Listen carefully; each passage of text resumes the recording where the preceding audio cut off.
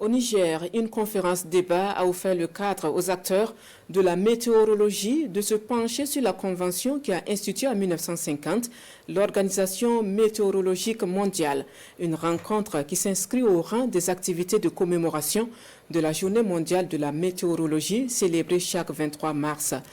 Et Ousmane Konaté de la RTN pour le compte-rendu.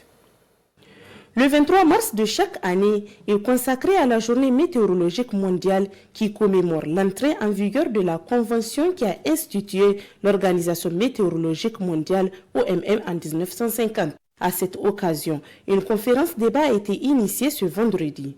Cette dernière a été animée par plusieurs directions œuvrant dans le domaine.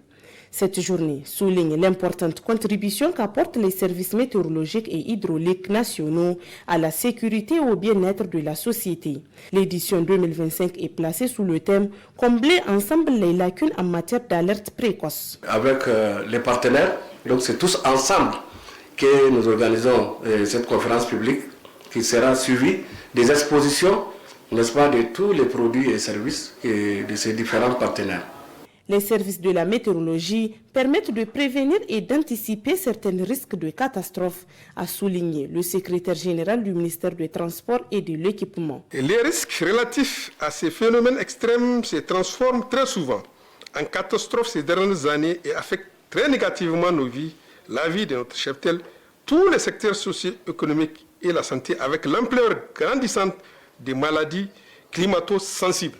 En effet, il est impératif de prendre toutes les dispositions nécessaires pour protéger la vie de nos populations et leurs biens, de protéger nos infrastructures socio-économiques en vue de nous adapter de façon adéquate et de pouvoir être résilients face à ces péjorations climatiques. La visite guidée des stands d'exposition a été l'un des moments forts de cette journée. À cette occasion, les invités ont reçu d'amples explications sur le fonctionnement des plusieurs services, notamment la direction de la météorologie nationale, la direction générale de la protection civile, le Centre africain de météorologie appliquée au développement ACMAD, l'Agence de la sécurité et de la navigation aérienne ASECNA, entre autres.